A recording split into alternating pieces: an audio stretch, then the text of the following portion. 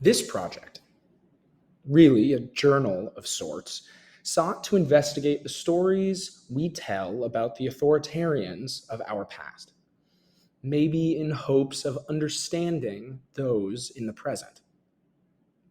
To do this, I traversed a continent, Europe, searching within the annals of her 20th century, which document a plethora of one party, one group, and one man rule.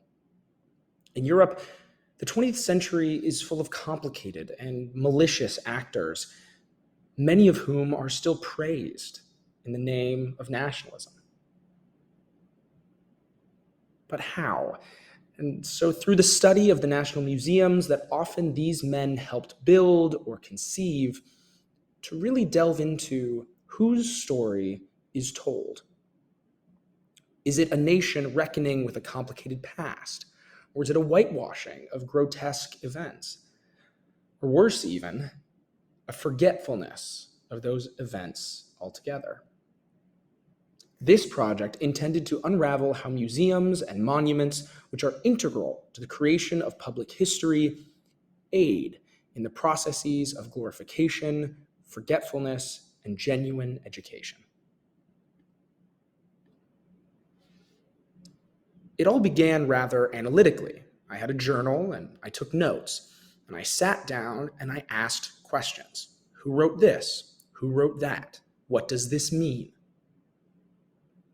It was scientific in a way. But then something changed. I remember sitting in Austria in their national museum and being told there was a new exhibit, disposing of Hitler. So here I was, touching physical Nazi artifacts and being asked the question, what do you do with them? And then I take a train to Munich, and suddenly I'm standing in Hitler's old headquarters, and then at a concentration camp. And on it goes until I'm standing in the Jewish Museum in Berlin in a pitch black room, asked, who's next? And it was here that this analytical perspective fell away.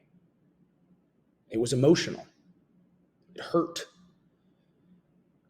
And my writing begins to reflect this. It's not a scientific study. It's now questions of morality and an understanding of how and why, and at the end of the day, having no answers.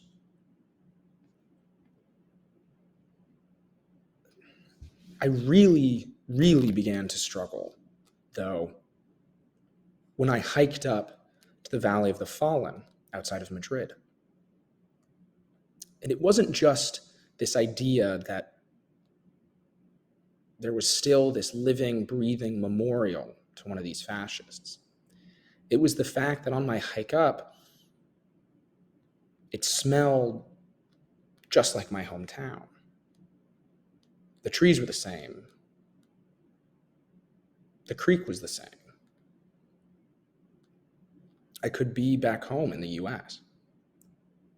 It just felt all too real, all too sinister, all too close. And when walking around these small towns in Italy and seeing Confederate flags, I didn't really know how to process it. So by the time I got back to Paris and had to deal with how the French government approached Marshal Pétain, of whom there's still a plaque here at William & Mary,